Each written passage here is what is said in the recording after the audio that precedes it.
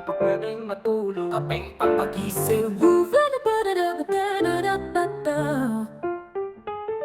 kaping pampagising, di pa pwedeng matulog. Kailangan kong umangat, di pwedeng mahulog. Hinatid sa aking studio, tinimpla nila bruwa. 5 araw na dito, pera kailangan makuha. Dito lang ako sa kuweba, umaga hanggang gabi. Pati mga bitches ko gumagawa na sa lapi. Kasi naambag nila dito sa aking kumpanya. Bigyan niyang babae mo kasi ikaw ang tuta niya. Ikaw ang sumusunod, kalalaki mong tao. Magkabon at manuyo, yan ang di ko trabaho. Ako ay team, tangina ako ang nagtitita. Magkaaway kayo ng chip mo kaya tahimik ka. Anyway, balik na ako sa diskarte kung ito di umalis sa aking linya kaya hindi nalito. 7 days at walang off, bakasyon ko tiyan ka na. Papunta ako sa yaman kung ayaw mo, tiyan ka na. Pera, money, kwarta sa utak mo super sa. Kung walang tutulong sa akin, kukuhain mag-isa. Kung ayaw mong sumunod, edi dun ka sa iba. Pecha na ba ang akala mo, hahabulin kita?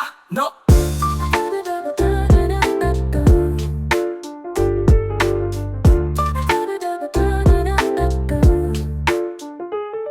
Kuha pera tas repeat kasi wala nang ibang play. Bagong picture ng babae ko, ang caption niya ay slay.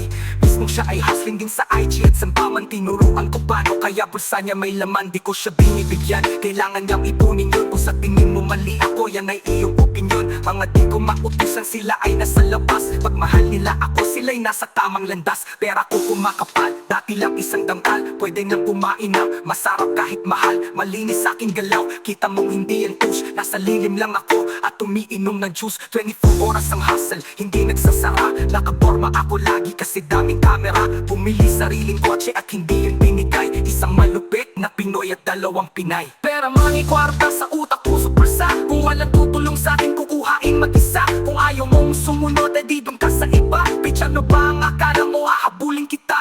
No? Two joints, parang mafia. If she wants to meet, then you must quit.